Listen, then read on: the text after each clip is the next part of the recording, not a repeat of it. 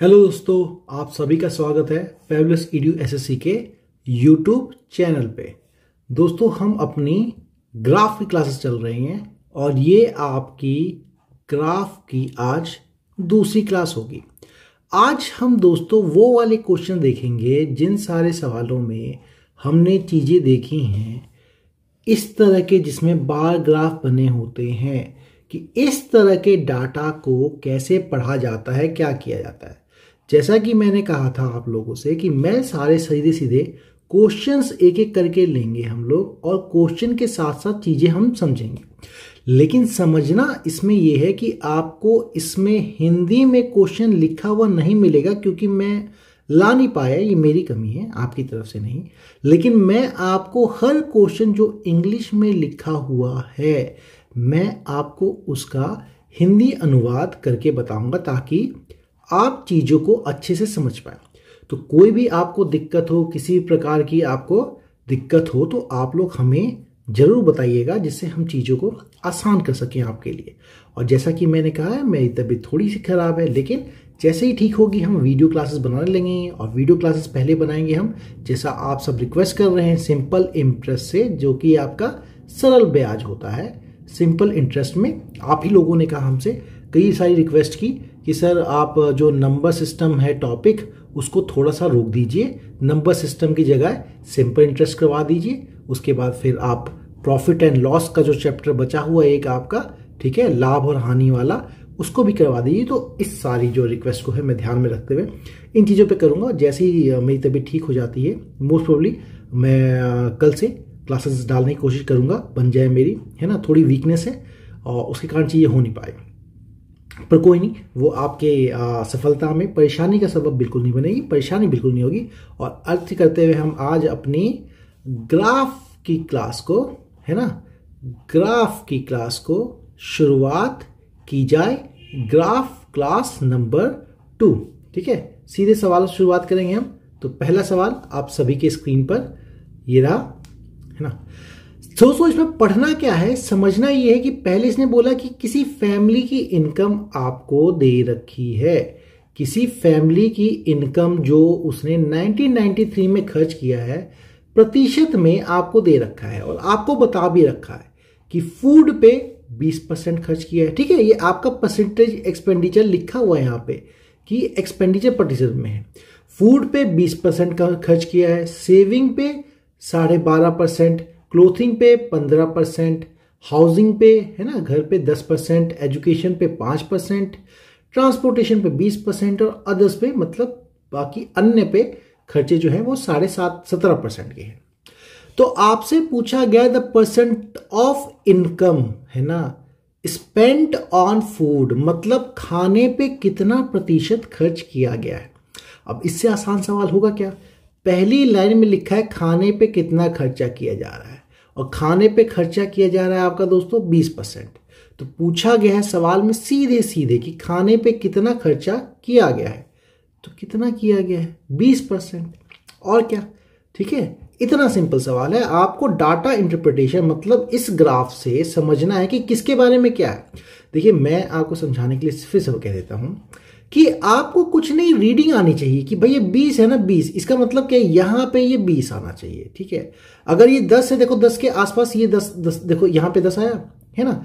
अगर आपको ये डाटा नहीं दे रखा होगा तो भी आप यहां से जाके डाटा निकाल सकते हैं, लमसम निकाल सकते हैं। 20 है, ये 10 है, इसके बीच का है, देख रहे हो बिल्कुल, तो 15, है ना। कुछ और होता है, जैसे ये देखो 10 है, ये है, लेकिन इसने यहाँ पे 5 दे दिया। अगर ये 5 नहीं देता तो आप थोड़ा अंदाजा लगाते कि भाई बीच में 5 यहाँ कहीं होता, ये उसका भी ज़्यादा 2.5 मान सकते थे। लेकिन क्योंकि यहाँ पर उसने डाटा हमें पहले से ही दे रखा है, तो हमें वो सब समझने की ज़रूरत नहीं है ना। हो भी आखिर क्यों, ठीक है दोस्तों। तो ये चीज़ समझनी है हम लोगों को कि कोई किसी प्रकार की दिक्कत नहीं है। तो अगर हमसे बोला इनकम स्पेंड ऑन फूड, तो भाई वो है फूड पे 20%, सीधे 20 हमारा जवाब हो जाएगा, ठीक है, और कोई दिक्कत नहीं। तो ये सवाल आप लोगों ने कर लिया होगा। अब मैं चलता हूं अपने दूसरे सवाल के लिए। दूसरा सवाल देखते हैं, सेम इसी चीज पे है। इसमें क्या कह रहा है, the percent of income spend on clothing exceed that of saving, मतलब कितना प्रतिशत जो कपड़ों पे खर्च किया गया है वो सेविंग से कितना ज्यादा है।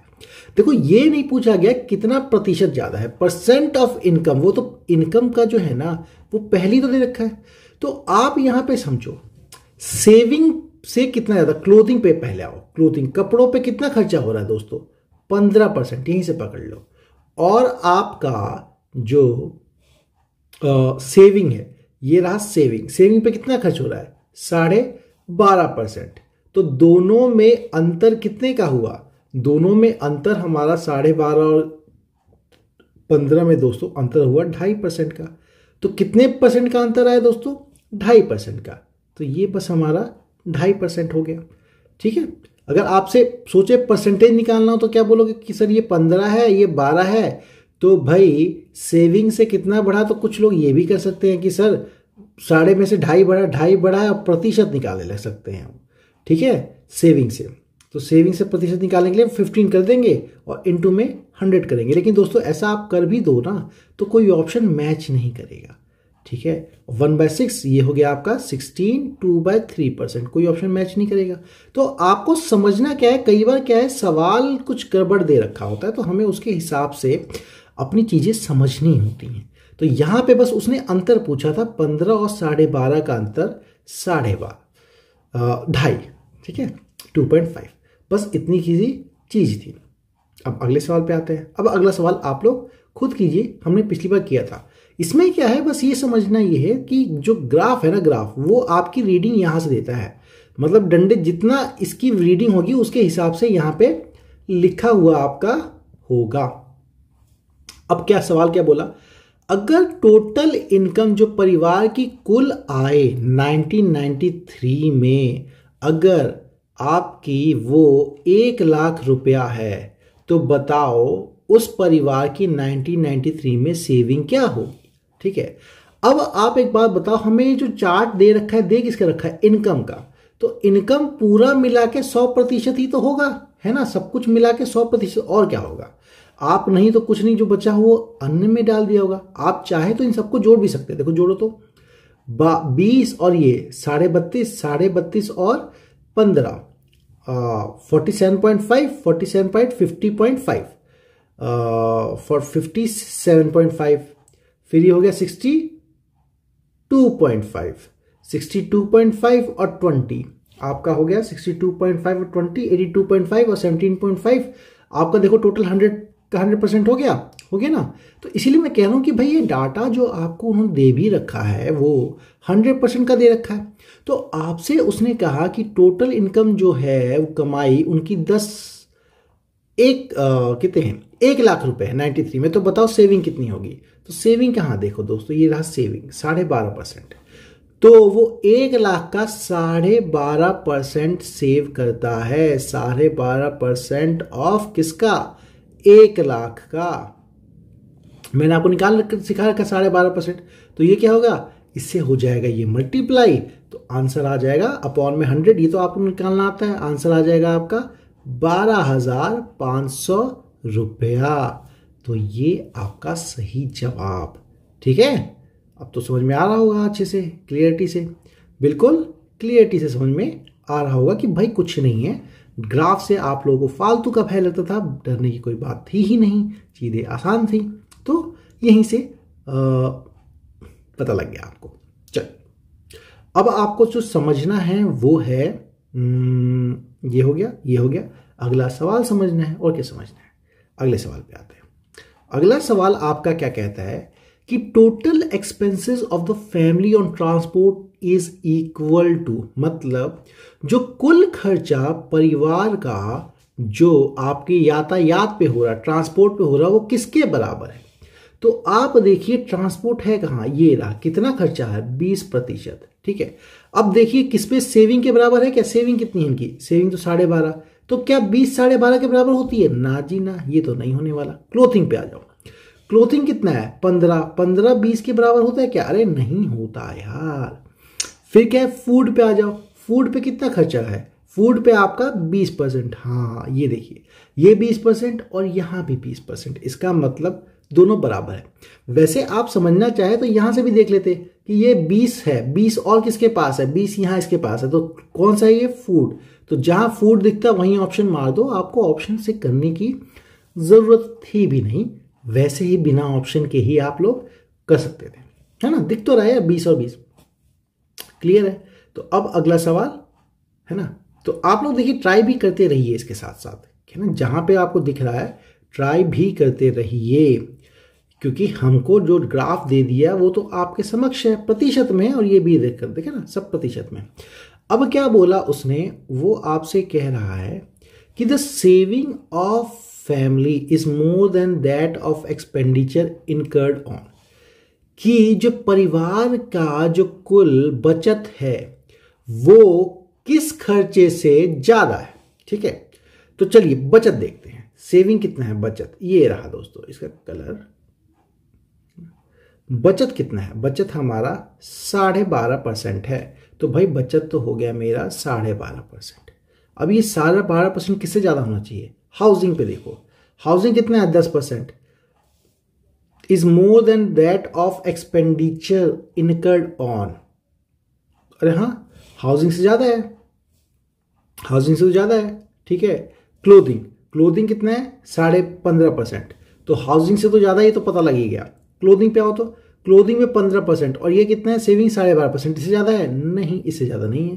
ट्रांसपोर्ट पे आओ, ट्रांसपोर्ट पे कितना है 20%, इनका कितना है 12.5%, तो ये ज्यादा है नहीं। वैसे तो हमें मिल रखा जवाब कि भाई साफ साफ दिख रहा है कि हाउसिंग पे जो है वो 10% खर्च बचाता है, खर्चा होता है, और सेविंग 12.5% की है। तो पूछा भी यही गया था कि कहाँ पे जो हमारी बचत है वो किसके खर्चे से ज्यादा होता है, ठीक है। तो बचत 12.5% है, इनमें से देख लो हाउसिंग जो है वो 10% का है, बाकी अदर्स भी जो है वो 17% का। तो हमारा वही सही आंसर है हाउसिंग, समझिए, आसान है ना, ठीक है। तो अब अगले सवाल पे आते हैं। अगला सवाल आप सबके स्क्रीन पे है ही, देखिए इसमें सवाल बदल दिया। इसमें जो आपका सवाल बदल के क्या कह रहा है, कह रहा है कि जो बर्थ रेट है ना, जो जन्म दर कहते हैं कि मृत्यु दर होता है, एक जन्म दर होता है, ठीक है। तो जो जन्म दर है वो अलग अलग देशों का आपको दे रखा है, जैसे इंग्लैंड का दे रखा है 20, लेकिन साथ में ये भी पढ़ लिया करो दोस्तों, ये क्या है बर्थ रेट है ना, जन्म दर जो है उसका वो क्या है पर 1000, मतलब प्रति 1000 में है ये, ठीक है, प्रति 1000 में है ये। तो प्रति 1000 में क्या है, इंग्लैंड का कितना है, इंग्लैंड का है 20, स्वीडन का कितना है 15, न्यूजीलैंड का कितना है 30, मतलब 30 प्रति 1000, ठीक है। और ये देख लो ये इससे मैच करता भी होगा, ठीक है, ये बनाया ऐसे जाता है कि इससे मैच करे 15 ऐसे, ठीक है। तो ये समझ गया 16 इसके बीच में है तो 16। तो अब क्या बोला उसने, जर्मनी का है 16, इंडिया का है 33, चाइना का है 40। अब इसी डाटा से सारा का सारा खेल खेला जाएगा, है ना, सारा का सारा खेल खेला जाएगा। चलो खेल खेलते हैं। पूछा गया है the birth rate of which country is 25% more than that of Germany, मतलब किस देश का जो बर्थ रेट है, जो जन्म दर है, वो जर्मनी से 25% ज्यादा है।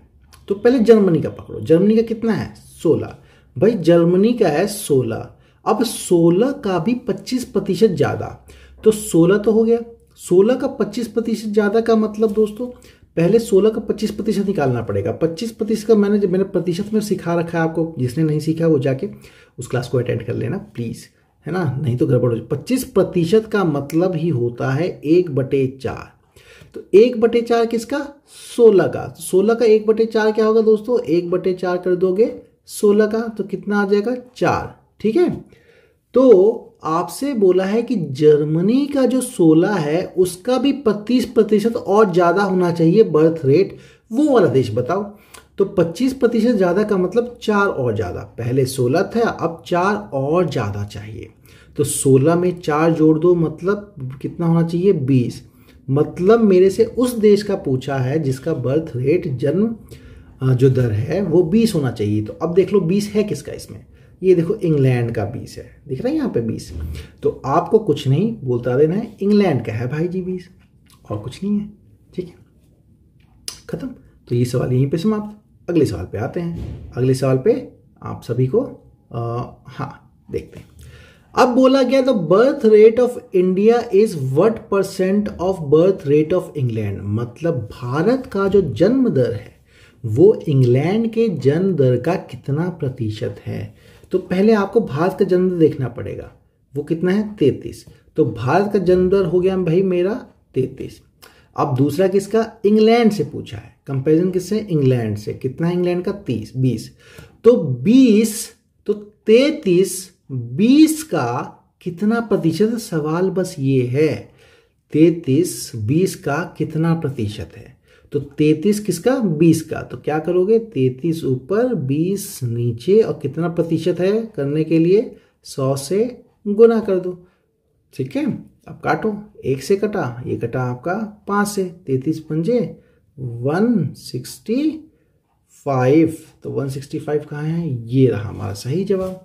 क्लियर हो गया, इजीली आपने कर लिया, समझ लिया, पहचान लिया, कोई दिक्कत किसी प्रकार की नहीं आई आपको।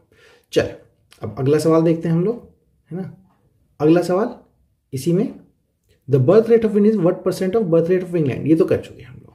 अब ये देखने, the birth rate of China is how many times the birth rate of Germany, मतलब चाइना का जो जन्म दर है वो जर्मनी के दर के कितना गुना है। तो पहले समझो, जर्मनी का है कितना 16, ठीक है।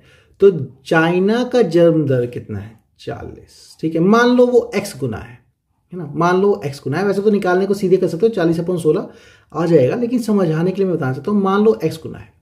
तो आपका क्या है कि चाइना का जो जन्म दर है वो x गुना है किसके, जर्मनी के, है ना। ये चीज तो है आपकी।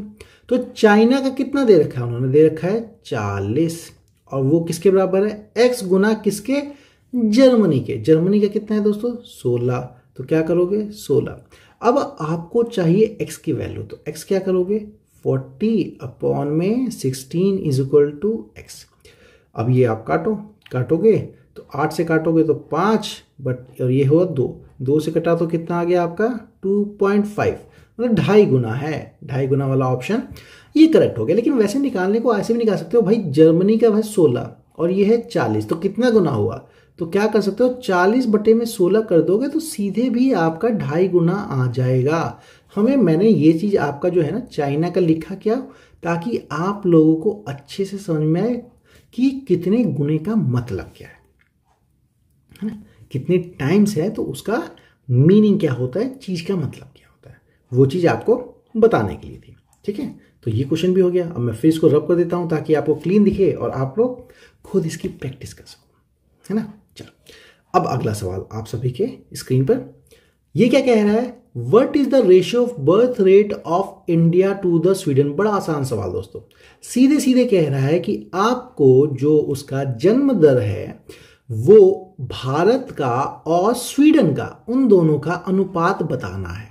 तो कुछ नहीं, भारत का देखो, पहले भारत का देखो, समझना, ये भारत का और स्वीडन का बोला है। भारत का जन्म दर कितना है दोस्तों 33, तो इसको ले लो 33, ठीक है। अनुपात किसका, स्वीडन का। अब ढूंढो इसमें स्वीडन कितना है, स्वीडन है मेरा 15, तो ये हो गया 15, ये अनुपात है। लेकिन इसमें भी देखो 3 से अभी कट रहा है, कट सकता है आराम से, तो क्या करेंगे 3 से काटेंगे, तो काटेंगे 3 से, तो ये कटा 3 से कटा तो 5 बार में, ये कटा 11 बार में, तो अनुपात आ गया आपका 11:5। तो ये आंसर। इसीलिए मैं कहता हूं भाई, जो हमारे ये जो सवाल होते हैं ना, बड़े ही आसान सरल तरह के होते हैं, कोई दिक्कत किसी तरह की नहीं होती, क्लियरली से समझ में आते हैं, कोई दिक्कत। देखो अब मैंने एक बार आपको एक नंबर वाला लिया, इससे पुराना वाला सवाल में मैंने प्रतिशत वाला लेके समझाया था कि देखो प्रतिशत भी दे तो भी आगे भी कुछ और देगा तो वो भी देख लेंगे, है ना। बाकी क्या है, इतने मुश्किल सवाल पूछती नहीं। अगर आपका क्या, मैं पहले बता चुका हूं, अगर आपने औसत मतलब एवरेज, ठीक है, अगर आपने प्रतिशत मतलब परसेंटेज, ठीक है, और तीसरा टॉपिक क्या है, अगर आपने रेशियो एंड प्रोपोर्शन मतलब अनुपात और समान अनुपात, ये तीनों चैप्टर ठीक से कर रखे हैं, तो आपका कुछ नहीं, ये जो आपका जो ग्राफ है ना, ये डाटा देने का एक तरीका है, अब मैंने दोस्तों सारे चैप्टर आपके पहले से करवा रखे हैं, इसलिए आप जाके प्लेलिस्ट में सारे चैप्टर अच्छे से कर लीजिए, चीज़ें समझ में आ जाएंगी। मैं जानता हूँ ये सवाल इंग्लिश में आ रहे हैं, लेकिन क्या हुआ, हिंदी में अनुवाद करके बता तो रहा हूँ, तो किसी तरह की दिक्कत नहीं होगी। देखो इस रात को जबकि मेरी तबीयत खराब है, मैं आपके लिए कार्य कर सकता हूँ, तो आप लोग भी अपने लिए कार्य जरूर करेंगे, ये तो मुझे मालूम है ना। तभी तो कार्यरत होगे ना यार, तभी तो तुम आगे बढ़ोगे। चलो अब आपको ये सवाल करना है, बताना है, अच्छे से बताना है, ठीक है। सवाल क्या कह रहा है, by how much percent is the birth rate of England less than the birth rate of New Zealand. मतलब इंग्लैंड का जो बर्थ रेट है वो न्यूजीलैंड के बर्थ रेट से कितना प्रतिशत कम है, ठीक है। समझो, प्रतिशत में समझा आपने। इंग्लैंड का पहले लिखना पड़ेगा, इंग्लैंड का है कितना, है ना। इंग्लैंड का देखो, इंग्लैंड का कितना है 20। अब किससे कंपैरिजन कर रहा है वो, न्यूजीलैंड से। न्यूजीलैंड का देखो, न्यूजीलैंड का कितना है 30। तो दोस्तों इंग्लैंड का न्यूजीलैंड से कितना कम है दोस्तों, 10 कम है ना। 30 में से 20 गया, 10 कम है। लेकिन कंपैरिजन किससे किया गया है, न्यूजीलैंड से, तो कितना कम है, 10 कम है कितने में से, 30 में से। अब प्रतिशत पूछा है उसने, तो ये तो मेरा बन गया भिन्न। मैंने आपको बताया था प्रतिशत के चैप्टर में, अगर भिन्न बन जाए उसको प्रतिशत बदलना तो क्या करना होता है, 100 से बस कुछ नहीं गुना कर दो। ये आ गया 1/3, इसका मतलब होता है हमारा 33 1/3 प्रतिशत। जिन लोगों को ये समझ में नहीं आ रहा कि मैंने ये क्यों लिखा, कैसे लिखा, तो प्लीज जाके प्रतिशत के 13 लेक्चर हैं, 13 क्लासेस में ख़त्म की थी मैंने, हिंदी में है सारे के सारे, उनको जाके क्लियर कर लीजिए। क्योंकि प्रतिशत अगर डब्बा गोल हुआ ना तो सब गोल हो जाएगा, ठीक है। तो प्रतिशत में डब्बा गोल नहीं होना चाहिए, ये सारा डाटा आपका प्रतिशत आएगा तभी। तो आप लोगों को बहुत सारे टॉपिक करवा दिए मैंने, एवरेज करवा दिया है, प्रतिशत करवा दिया है, एलसीएम एचसीएफ करवा दिया है, ठीक है। आपका टाइम, स्पीड, डिस्टेंस मतलब समय, चाल और दूरी बहुत अच्छे से कवर किया है मैंने। तो गलती मत करना, ये मैंने मिटा दिया ताकि आप लोग इस सवाल को अच्छे से कर सको, ठीक है। चलिए अगला सवाल देखते हैं। अब अगला सवाल समझो। अगला सवाल समझना क्या है कि पहले तो देखना ही ये है कि सर इसमें कह क्या रहा है, पहले चीजों को समझिए। इसमें क्या कह रहा है, तो graph show the production of wheat in different years of particular. मतलब जो ग्राफ है ना, ये ग्राफ आप इसको देखिए, ये बताना ये चाहता है कि कोई पर्टिकुलर राज्य है, कोई राज्य है, उस राज्य में हर साल में जो कितने क्विंटल आपका गेहूं की फसल मतलब गेहूं उपजता है। देखो ये लिखा क्या है क्विंटल में, इसको पढ़ लो, ठीक है। ये आपका क्विंटल है और ये आपके साल देखे, देखो यहाँ पे लिखा ना साल, है ना। आपको मिल नहीं रहा होगा तो मैं फिर से कर देता हूँ, ठीक है। देखो यहाँ पे लिखा है साल, तो 95 में कितना हुआ, 96 में कितना हुआ, 97 में कितना हुआ, 98 में, 99, 2000, 2001 तक का। अब आपसे पूछा क्या है, अब आपसे पूछा है the year in which maximum production reached, in which the production reach maximum. मतलब किस साल में जो आपका पैदावार है, जो प्रोडक्शन हुआ है वो सबसे ज्यादा है। तो आप खुद ही देखो यार कहां पे सबसे ज्यादा है। तो देखो इस डंडे को देखो 1200, ये तो कम हुआ कम हुआ, ज्यादा ज्यादा कहाँ है, ये रहा ज्यादा, है ना। ये रहा ज्यादा वाला डंडा मेरा, ये रहा डंडा। अब ये डंडा कौन से साल पे है, ये डंडा है मेरा 1999 पे। तो 1999 में सबसे ज्यादा बार प्रोडक्शन हुआ है। बस आपको डाटा देख के समझ जाना है कि कहाँ सबसे ज्यादा है, ठीक है। ये आपको जो डाटा है ना वो पूरा इसीलिए समझाने के लिए रखा होता है। इसका मतलब 1200 है, यहाँ का मतलब 600 है ना। क्लियरली है आपको, मैं मिटा देता हूँ, एक बार मिटा दूंगा तो अच्छे समझ में आ जाएगा, है ना। बैठ गया। चलिए आप लोग इस डाटा को एक बार पढ़ जरूर लेना, इसको पढ़ लोगे तभी आराम से चीजें तुम्हें दिख पाएंगी। इसको पढ़ लो, मतलब देखो, इसलिए जब भी कभी डाटा देना तो देख जरूर लिया करो कि इधर साइड में है क्या और इस साइड में है क्या, जहां पे साल दे रखा है। तो इससे आपको चीजें समझ में आ जाएंगी। चलो अगला सवाल देखते हैं। अगला सवाल आप सभी के स्क्रीन पर है ना, समझो। The percentage increase in the production of wheat from 97 से 1998, मतलब 97 से 1998 में कितना प्रतिशत जो है ना आपका जो गेहूं का फसल का प्रोडक्शन है वो बढ़ा है ना। आ गया प्रतिशत का सवाल, कितना प्रतिशत बढ़ा है। तो पहले 97 में देखो, 97 है, ये रहा 97 वाला साल और ये रहा मेरा 98 वाला साल। 97 वाले साल पे देखो, ये किसके बारे में बता रहा है, ये बता रहा है, ऐसे देखो यहाँ से देख लो, ये है मेरा 500, ठीक है, 97 साल है मेरा 500। अगला साल क्या बोला, 98, 98 ये रहा, 98 ये रहा। इसको देखो मिलाओ तो यहाँ पर कितने पे जा रहा है, ये जा रहा है मेरा 1000 पर। तो आप खुद देखो, कोई चीज पहले 500 थी, अब हो गई है 1000, कितना बढ़ी है भाई, वो 500 है ना। पहले चीज वो 500 थी, अब हो गई 1000, तो कितना बढ़ी है, 500। कितने पे बढ़ी है, देखो 500 से 1000 पहुंची है तो बढ़ी कितनी है, 500, कितने पे, 500 पे बढ़ी है। तो 500 पे वो 500 बढ़ गई, तो कितना प्रतिशत बढ़ गई दोस्तों, इंटू कर देंगे 100, ये कट जाएगा तुम्हारा 100%। वैसे देख लो ना, 500 से 500 और बढ़ गई तो 100% तो बढ़ गई, और कितनी बढ़ गई, तो ये आ गया आपका 100%। इजी, काफी इजी है, ठीक है। एक बार आप लोग समझ जाओ तो चीजें मुश्किल होती ही नहीं है, वो लग सकती हैं पर हो नहीं सकती, ठीक है। वो भले ही आपकी लगे पर होंगी नहीं। अब देखो ये अच्छा सवाल है ना, ये आपको थोड़ा सोचो आएगा। The year in which the percentage decrease vis a vis its previous year in production as 33, 13, 1/3%। मतलब आपका कौन से साल में जो पिछले वाले साल से कितने जो प्रतिशत गिरावट आई है, वो 13.13 1/3% की गिरावट आई है।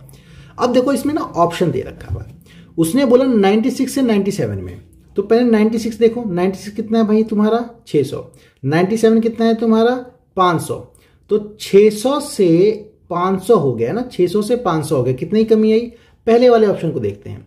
600 से यहां पे देखो, 600 से 96 में था 600, 97 में हो गया वो तुम्हारा 500, तो गिरावट कितने की आई है, गिरावट की आई है हमारी 100 की। कितने पे, अरे पुराने वाले साल से लोगे ना 600 पे, तो कितने प्रतिशत हुआ, तो क्या करोगे 100 अपॉन में 600 इंटू में 100, है ना, ये काटो, ये कितना आया तुम्हारा, ये 100/6 मतलब 16, 2/3% की गिरावट आई है।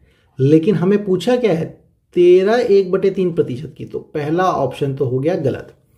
दूसरा ऑप्शन देखो, 95 से 96 वाला चेक करते हैं। 95 में कितना है, 95 में है हमारा 1200, ठीक है, 1200, 96 में कितना है दोस्तों 600।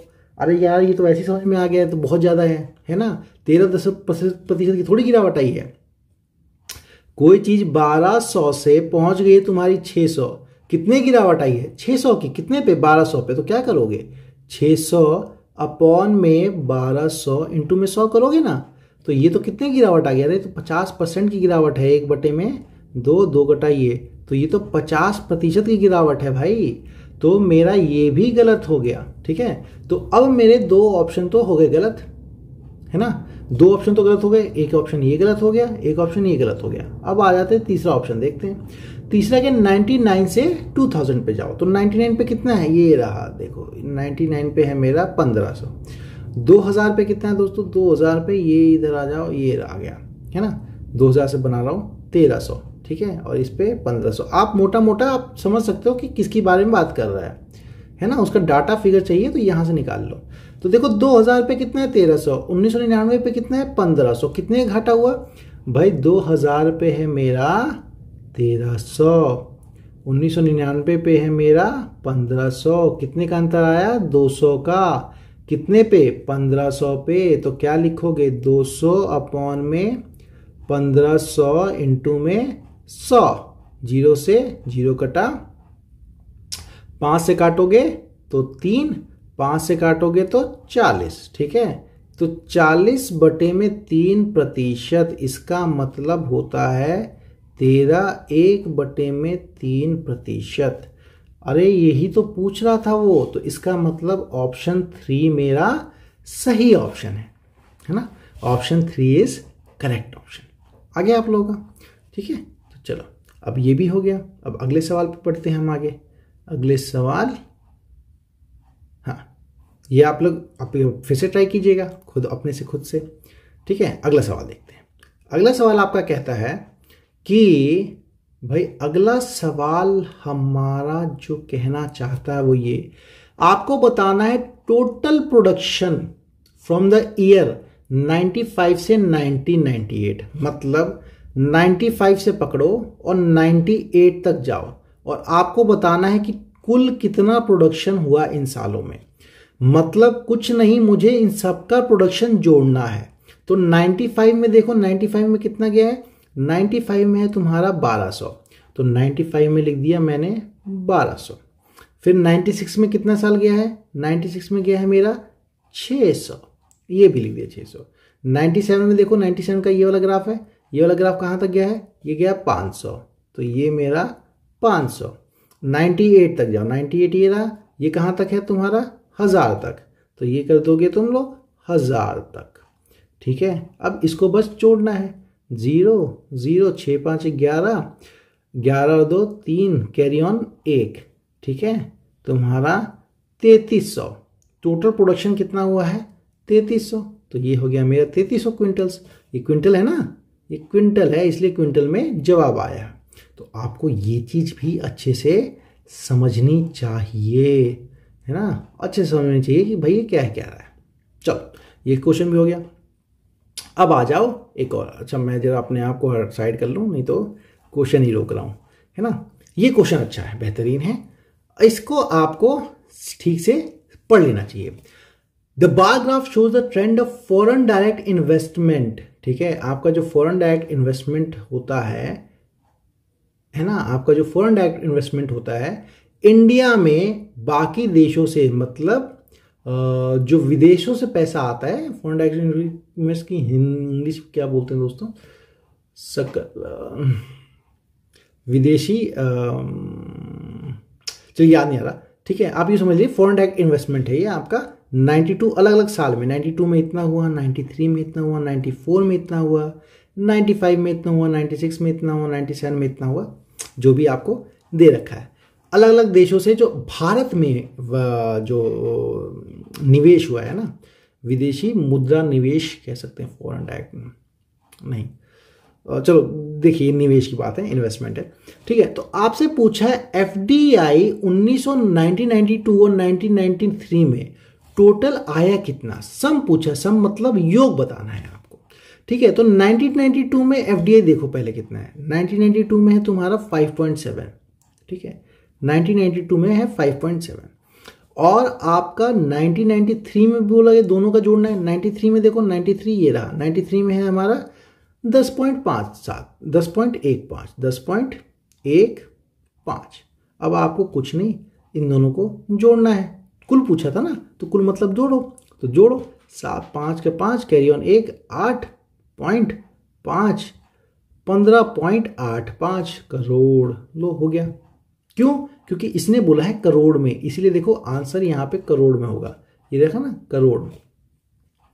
तो हो गया, आप आराम से देख सकते हैं भाई, कोई दिक्कत नहीं है। वैसे ही जो है 15.85 दोनों को जोड़ दिया, आराम से आ गया, किसी प्रकार की दिक्कत नहीं। बस समझना ये है कि 92 में इतना आया था, 93 में इतना आया था, 94 में इतना आया था, 95 में इतना कम हो गया, 96 में फिर बढ़ गया, 97 में फिर बढ़ गया। ठीक है, कितना प्रतिशत बढ़ेगा वो तो सवाल के हिसाब से हम लोग देख लेंगे, समझ लेंगे, उतना कोई जल्दबाजी नहीं। तो अगला सवाल है ना, अगला सवाल देखो, अगला सवाल देखो और इसको समझो भी कि क्या कह रहा है। ठीक है, ये क्या कहना चाहते हैं, the year which exhibit the second highest percentage growth in FTI. ठीक है, आपसे कहा है कि वो साल बताना है जिस साल में दूसरा सबसे बड़ा ग्रोथ हुआ हो, सबसे बड़ा मतलब इंक्रीज हुआ हो, समझ गए आप लोग। ठीक है, ग्रोथ मतलब बढ़ोतरी हुई हो। अब पकड़ना ये है कि पहला नहीं पूछा सबसे बड़ा, दूसरा सबसे बड़ा ग्रोथ पूछा है। तो पहले सबसे बड़े ग्रोथ निकाल, ग्रोथ है कहां पे, देखो एक तो यहां से यहां बढ़ा है, ठीक है, एक यहां से यहां बढ़ा है, अच्छा यहां से यहां घटा है तो इसको तो नहीं लेंगे, लेकिन यहां से यहां बढ़ा है ना, और यहां से यहां बढ़ा है। अब पता ये करना है कि सबसे बड़ा कौन सा होगा।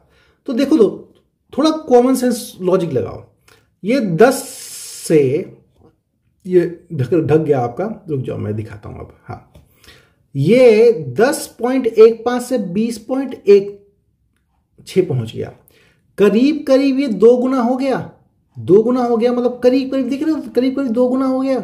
मतलब ये क्या तुम्हारा 100% बढ़ गया है। बोलो बढ़ा है कि नहीं बढ़ा? बढ़ गया है। अब यहां पे देखो 10.12, देखो डंडे से समझ सकते हो कितना अंतर आ रहा है ना। यहां पे 10 पॉइंट ये था, अब ये 10 से ये तुम्हारा 20 पहुंचा था, ठीक है, 10 से ये 20 पहुंचा, लेकिन ये 10 से 24 पहुंच गया है ना। तो ये तो तुम्हारा 100 से क्या भाई, ये तो तुम्हारा 120% कुछ हो गया है ना। समझो, ये 10 से तुम्हारा 24 पहुंच गया, 10 से तुम्हारा 20 पहुंच गया। तो सबसे बड़ा कौन सी छलांग लगाई है भाई? 10 से लेके 24.5, ये 24.23 वाली छलांग लगाई है। तो ये तो मेरा हो गया सबसे बड़ा, लेकिन दूसरा सबसे बड़ा क्या होगा? ये होगा। अब कुछ लोग ये भी कह सकते हैं कि सर 5.7 से 10 पहुंचाओ, तो देखो ये डबल से थोड़ा कम है ना, तो ये तो सबसे बड़ा नहीं हो सकता, लेकिन ये डबल के आसपास है। तो दूसरा जो सबसे बड़ा ग्रोथ हुआ है, बस वही बताना है आपको कि कौन से में हुआ। Highest exhibited second highest growth percentage in FDI. तो देखो दोस्तों, ये इसमें हुआ है 20.16, और 20.16 कौन से साल में है? 1994। तो आपका 1994 में ऐसा हुआ है कि आपका वो ग्रोथ उसकी बढ़ गई है ना, क्लियरली आराम से बढ़ गई। अब अगला देखते हैं, अगला समझते हैं। ना अगले सवाल पे आते हैं, है ना। देखो मैं मिटा इसलिए दे रहा हूं, क्लियर इसलिए कर दे रहा हूं ताकि आप लोग उसको कर पाओ, ठीक है। चलो अब देखते हैं। अब उसने आपको क्या बोला? अब उसने बोला है the ratio of investment in 97 to the average investment. मतलब 1997 में जितना इन्वेस्टमेंट हुआ है उसका अनुपात बताना है आपका औसत इन्वेस्टमेंट से, जो भी उसका इन्वेस्टमेंट औसत हुई है। अब देखो आ गया औसत का फंडा, तो मतलब पहले तुम्हें औसत निकालना पड़ेगा। पहले 1997 में कितना हुआ है दोस्तों? देखो 1997 का पकड़ लो पहले। 1997 में कितना हुआ है? 31.36। तो भाई तुम्हारा 1990 उसमें तो 31.36 हुआ है। अब इसका अनुपात निकालना है औसत अनुपात से, लेकिन पहले औसत तो निकालना पड़ेगा, और औसत निकालने के लिए क्या करना पड़ेगा? सबको जोड़ के और जितनी संख्याएं हैं उससे भाग करनी पड़ेगी। कितनी संख्या है हमारी? 1 2 3 4 5 6। तो इन 6 को जोड़ो और 6 से भाग करो, तब जाके निकलेगा तुम्हारा औसत। चलो फिर सोचना क्या है, लग जाते हैं काम पे। जब जोड़ना ही है तो पहली क्या है? 5.7 को जोड़ना है, 10.15 को जोड़ना है, 10.15 को जोड़ना है, फिर 20.16 को जोड़ना है ना, 20.16 को जोड़ना है, फिर आपका 10.22 को जोड़ना है, 10.22 को जोड़ना है, फिर 24.23 को जोड़ना है, फिर आपका 31.36 को जोड़ना है, ठीक है। ये तो निकलेगा आपका योग। आपको याद है ना औसत? औसत का फॉर्मूला क्या था? औसत याद है? औसत की क्लास है, भूल गए? औसत क्या होता है? कुल योग निकालो और उसको जितनी संख्या है उससे भाग कर दो। अब याद आया कुछ? अब तो याद आ गया होगा। तो इन सबको जोड़ो, ठीक है। 5 6 11 11 13 16 16 और 6 22 का 2 कैरी ऑन 2, 7 2 9 10 11 11 और आपका 7 18 का 8 कैरी ऑन 1। तो 1 हुआ, 5 6 10 11 का 1, अच्छा बिंदु हो गया, 11 का 1 कैरी ऑन 1। ये कितना हुआ तुम्हारा? 4 4 और 6 10, अरे वाह, 101.82 तो टोटल योग होगा। इसको 6 से भी भाग भी करोगे तो 101.82, क्योंकि ये तो योग हुआ ना दोस्तों। अब इसको आप 6 से भाग करोगे तो जाके आपका औसत आएगा, है ना, 101.82। वैसे तो करने को देखो मैं यहीं पे कर देता हूँ, है ना, इसको हटाता हूँ। 101.82 डिवाइडेड बाय 6 है ना, ठीक है। चलो तो इस पॉइंट को हटाएंगे तो 0 0 आएगा, 0 को मतलब नहीं है ना। 6 से काटता हूँ, 6 1 जा 6, 6 1 जा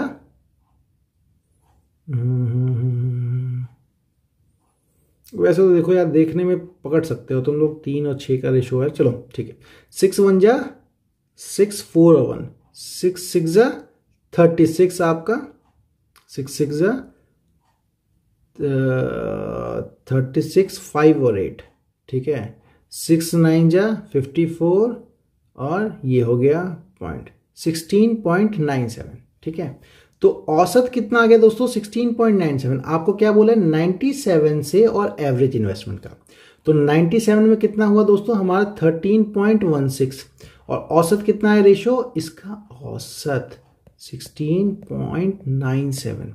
देखो अगर तुम देख पाओ तो ये करीब करीब डबल है, ठीक है, करीब करीब डबल है। मतलब ये कटेगा तो ये करीब 2 आएगा, तो 2:1 आना चाहिए, 2:1 आना चाहिए, ठीक है। 6 से डिवाइड करके 16 आपका जो था औसत था, तो 2:1 आना चाहिए। ये मुझे लगता है रेशो भी ना एवरेज इन्वेस्टमेंट का रखा 2:1 अप्रोक्सी है आपका, है ना। पॉइंट में नहीं तो पॉइंट में आएगा, ठीक है। समझ पाओ तो यही समझ लो कि 16 है और ये 31 है, तो ये 2:1 रेशो के बराबर है, उसी से आ जाएगा, उतनी जरूरत है नहीं। देखो ग्राफ में ज़्यादा आपको ऑप्शन से भी समझना होता है कि ऑप्शन क्या कहना चाहता है। ज़रूरी नहीं है कि एकदम जो डाटा है उसी डाटा पे आंसर हो, है ना। हमें तो आंसर मिलाने से मतलब है। वैसे भी अगर क्वेश्चन गलत हो जाए तो एसएससी तो नंबर उसके देगी, सबको देगी, तो हमें उस पर टाइम वेस्ट नहीं करना, अगले सवाल पे आगे बढ़ जाना है, ठीक है। चलिए अगला सवाल क्या कह रहा है? अगला सवाल आप लोगों को ये बताना चाहता है ना, ये तो एफडीआई है, ये तो कहानी हमें पता ही है, करोड़ में, है ना। उसने बोला एब्सोल्यूट डिफरेंस बताना है एफडीआई का जो भारत में निवेश हुआ है 96 और 97 में, अंतर बताना है आपको। देखो एब्सोल्यूट डिफरेंस का मतलब है आपको अंतर बताना है, कितना अंतर, आप प्लस माइनस के चक्कर में नहीं जाना है ना। तो 96 में देखो, 96 में पहले जाना पड़ेगा। 96 में कितना हुआ? 24.2, और 97 में कितना हुआ है हमारा? 31.36। तो दोनों का अंतर पूछा है, तो क्या करोगे? कुछ नहीं, अंतर निकाल दोगे। 31.36 और इसमें आपका है 24.23, अंतर कर दो, क्या हुआ? 16 में 6 में से 3 या 3, कैरी ऑन 1 पॉइंट, फिर आपका 31 4 7, ठीक है। तो जिसको दिख नहीं रहा तो 7.13 इज द आंसर। तो 7.13 वाला उत्तर है, और वो उत्तर कौन सा है हमारा? ऑप्शन नंबर 2, है ना, ऑप्शन नंबर 2। यहां देखो, जिसको नहीं दिखा मैं लिख देता हूं, 31.36 दे रखा है, उसमें से आपको 24.23 सब्ट्रैक्ट किया है, तो आंसर आएगा आपका 7.13, और वो है ऑप्शन नंबर 2, ठीक है। क्लियरली है ना, आसान ग्राफ, तो कोई दिक्कत नहीं है। अगले सवाल पे आते हैं। अरे अगला सवाल कहाँ? सवाल तो हो गया समाप्त यहाँ पर। तो दोस्तों आप लोगों का बहुत बहुत शुक्रिया, है ना। Thank you so much for watching us, और प्लीज़ आप अपने दोस्तों को जरूर बोल दे कि वो हमारे चैनल को सब्सक्राइब कर ले, प्लस एक लाइक बटन होगा उसको दबाना ज़रूर, ठीक है। अच्छा कमेंट ज़रूर करना यार, ठीक है, कमेंट ज़रूर करना। देखो मैं बीमार हूँ, तकलीफ में हूँ, है ना, मेरी बहुत वीक है बॉडी, मन नहीं करता कुछ करने का, लेकिन आप लोग कमेंट जरूर करके बताना कि आप लोगों को क्या, मैंने जो आप लोगों को ग्राफ पढ़ाया तो ग्राफ उसमें समझ में आया, क्लियर आया, कोई क्वेश्चन तो नहीं हुआ। अच्छा आप क्वेश्चन मुझे फॉरवर्ड भी कर सकते हो यार व्हाट्सएप पे, ठीक है। आप व्हाट्सएप पे फॉरवर्ड कर दिया करो, मैं आपको उसका जवाब दे दिया करूंगा, है ना, अक्सर देता रहता हूँ। या फिर आप मेल कर सकते हो, कुछ भी कर सकते हो, जो भी आपको सही लगे, है ना, वो करो। क्योंकि हमारी जो कोशिश है ना, हमारी कोशिश है वो आपको ऑफिसर बनाने की है ना। हम चाहते हैं कि आप लोग बने भाई ऑफिसर, और ऑफिसर कब बनोगे? जब आप लोगों की पढ़ाई ठीक से होगी, और पढ़ाई ठीक से कब होगी? जब कोई डाउट नहीं होगा, और डाउट ना हो तभी तो मैं आपको ऑनलाइन पढ़ा रहा हूँ, है ना। और डाउट की क्या मजाल जो आपको आ जाए। तो बहुत बहुत शुक्रिया आपको देखने के लिए, है ना। I love you all. मैं चाहता हूँ आप सब लोग सक्सेस पाएं, जल्दी से जल्दी आप लोगों घर परिवार वाले खुश हों, है ना, बहुत मज़ेदार आपका वीकेंड बीते और चीज़ें हो, है ना। जल्दी मुलाकात होगी फिर से आपके साथ। शुक्रिया, ऑल द बेस्ट। इसी तरह देखते रहिए, चीज़ें आगे बढ़ते रहिए, और जैसा कि मैंने वादा किया है दोस्तों से, कहा सिंपल इंटरेस्ट पे चीज़ें करने की कोशिश करता हूँ मैं। नंबर सिस्टम को थोड़ी दिन के लिए रोक देते हैं, जैसा कि स्टूडेंट्स डिमांड कर रहे हैं। सिंपल इंटरेस्ट पे आएंगे, सरल ब्याज पे, और उसके बाद हम लाभ हानि वाला चैप्टर भी देख लेंगे, चीज़ें कंप्लीट हो जाएंगी। All the best, see you again, bye bye.